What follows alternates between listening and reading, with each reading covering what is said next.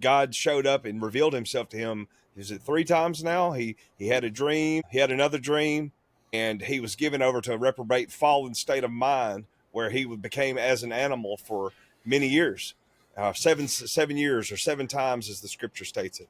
So we see here that he learned his lesson. He had then changed his heart.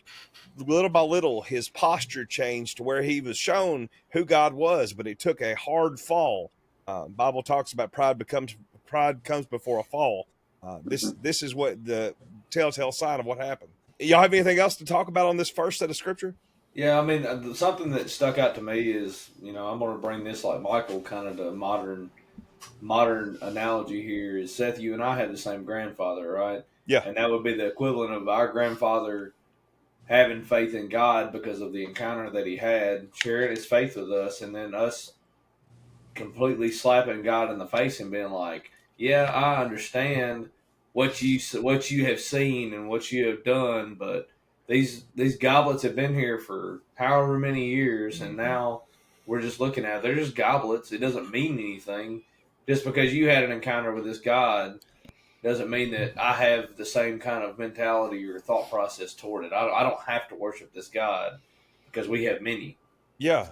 It's a new generational approach and thought process. Like you could, right now I work in schools and I see daily, how my perspective of life is much different than students. Like even the lingo, just the lingo alone, Yep. no cap, it's bussing, all these things are said in school. I'm just like, what are you guys talking about? And I'll have to get a translator. But time changes perspective and communication. And here we see that I feel like he's lost his perspective of where his grandfather was. And time has allowed him to be, revealed who he is. Oh, I've got power. My dad's away on a trip. I've got all the power, a sense of pride. That's what I feel. Yeah, somebody bring those cool things my granddaddy had out here. Let's use them. And bring the fine china out. Yeah. And look how short of a time frame it took for them to do that too. Yeah. It's 12, 14 to 20 years, somewhere around there, give or take. And they had lost all sense of what was the old kingdom, right? Yeah. And I got a feeling they're fixing to make the same mistakes as his granddaddy did. Yeah. I got one thing that kind of brings us also modern is, just because we talk about, there's a song called Monday Morning Faith.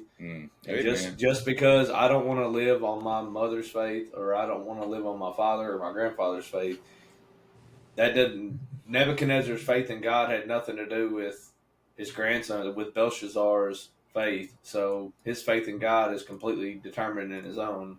So out here in the audience, if your parents were pastors or grandparents were pastors, don't rely on that to shape your mold and your way that you follow God, because your faith is your own. You have the choice between following Christ or not following Christ. That's completely your decision, your choice. But it is laid out in Scripture, and it's laid out, and many people will tell you through testimony or through what's happened in the Word, that God is forever the same, yesterday, today, and tomorrow. So, good word, Ben.